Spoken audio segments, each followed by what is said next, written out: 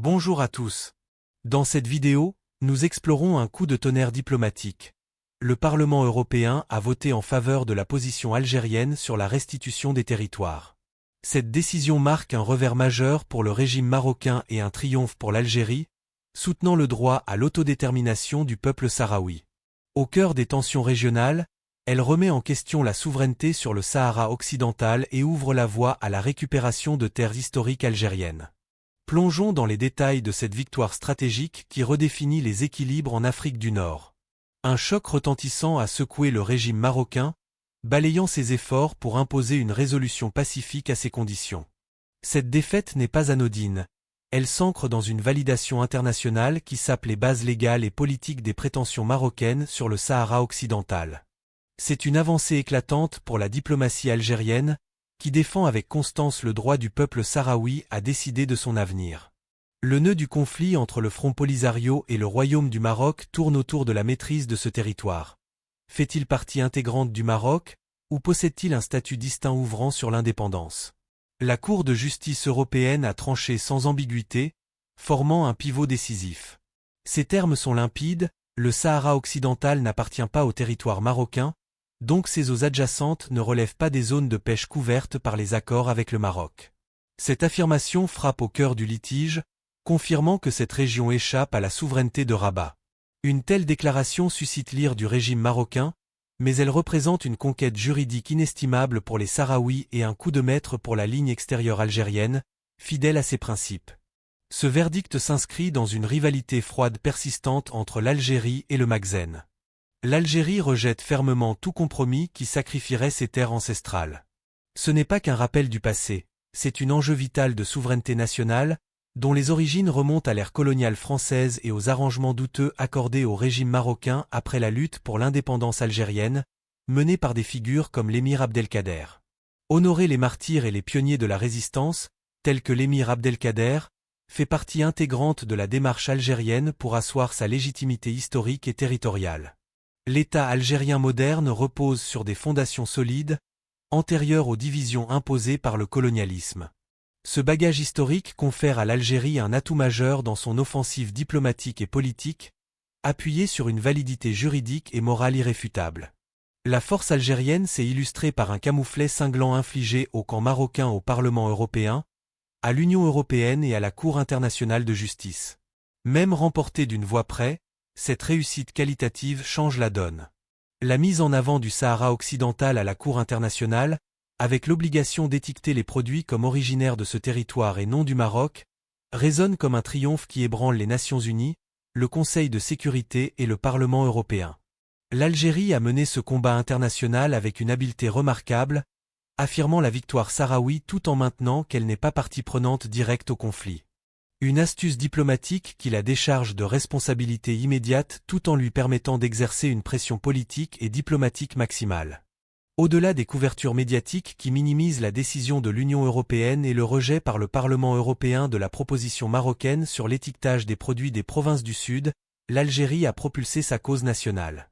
Tandis que l'attention se portait sur le report du vote de Rabat, le représentant algérien au Parlement européen a osé plus loin. Il n'a pas seulement défendu le Sahara occidental, il a stratégiquement soulevé la question des territoires algériens spoliés. L'Algérie insiste désormais pour que ces terres soient soumises à un scrutin international, plaçant le Maroc sur la défensive et rouvrant un chapitre historique en Europe, touchant des régions comme Oujda, Béchar et d'autres zones revendiquées par l'Algérie.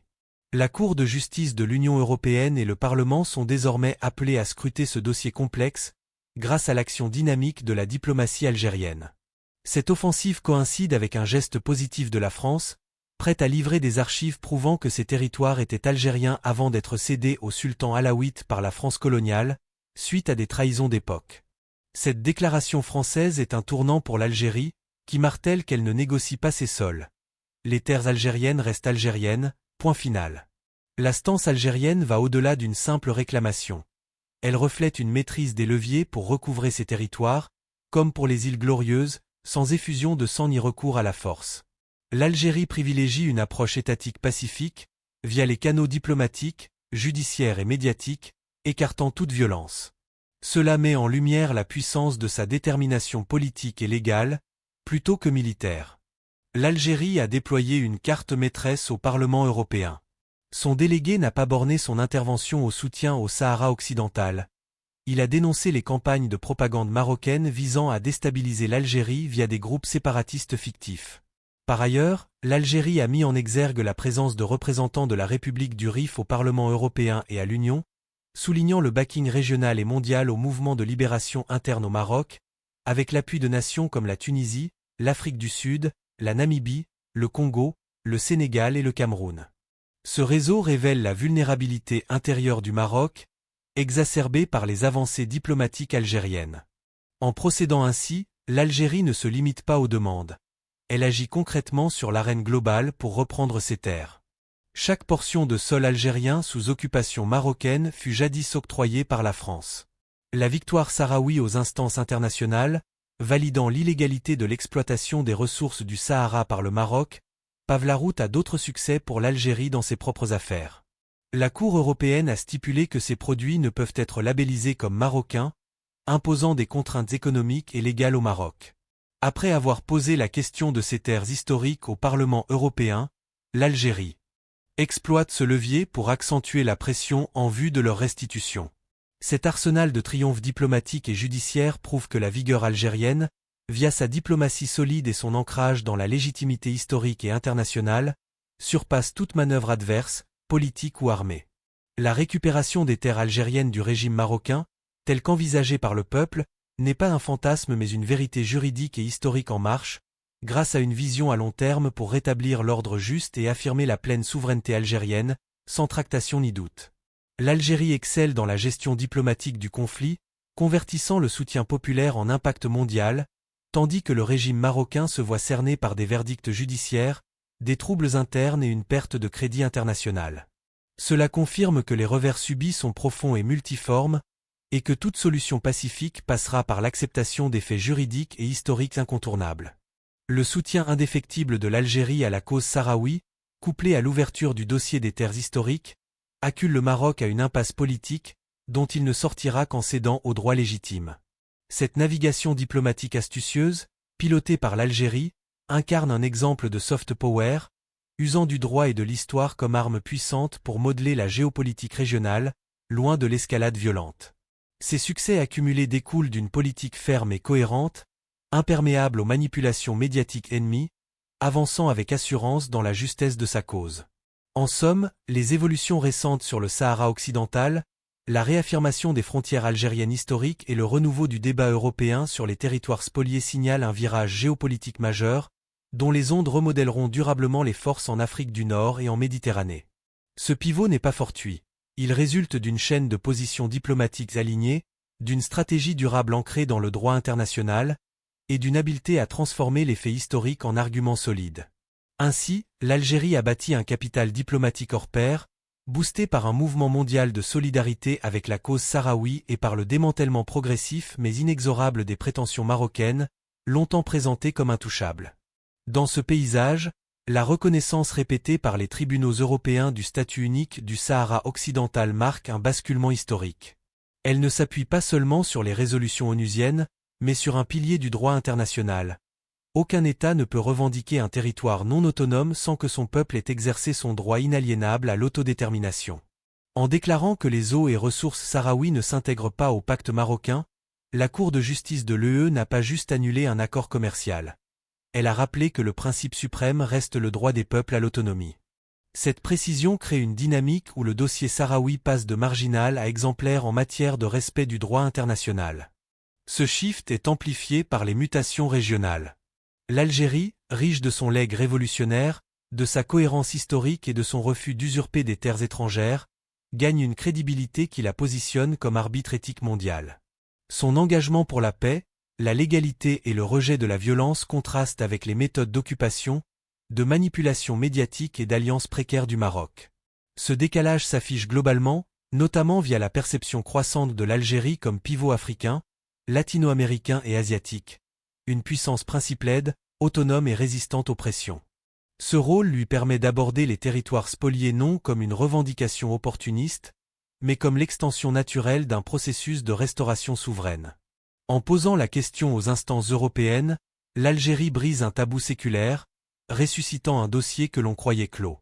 Son émergence coïncide avec les échecs judiciaires marocains sur le Sahara, signant la fin d'un ère où Rabat imposait sa vue via alliance, propagande et désinformation, contournant le droit. Désormais, les rôles s'inversent. L'intérêt français pour fournir des archives sur les frontières orientales élève ce moment géopolitique. Ce n'est plus un débat passionnel, c'est un dossier factuel, prouvé, où les choix coloniaux perdent leur aura légitime. En l'ouvrant, la France clarifie l'histoire, car aucun État responsable ne tolère des ambiguïtés fuelant les tensions. Pour l'Algérie, c'est une chance de solidifier ses positions légalement et historiquement, démontrant qu'elle agit par principe, non par vengeance. Chaque nation doit recouvrer ses frontières historiques pour assurer à son peuple une souveraineté totale. De même, le soutien accru à la République du Rif en Europe signale que la fragilité marocaine interne, masquée par un vernis diplomatique, éclate au jour. Les revendications régionales ne sont plus isolées, mais symptômes d'un État luttant pour sa cohésion, via centralisation et marginalisation. L'Algérie, en les soulignant, n'attise pas les feux internes. Elle éclaire la communauté internationale sur comment l'expansionnisme extérieur ignore les besoins domestiques. Cela est d'autant plus vrai que les liens marocains avec ses alliés traditionnels se tendent. Que ce soit en EE, Afrique ou Moyen-Orient, les positions évoluent souvent contre Rabat. Cette usure découle d'erreurs stratégiques, d'obstination et d'incapacité à respecter le droit. Tandis que le Maroc perd des soutiens, l'Algérie en gagne, par cohérence et fidélité historique. Comprenez cette dynamique, l'Algérie s'intègre à un monde shiftant de la domination vers le respect de la légalité et l'autodétermination.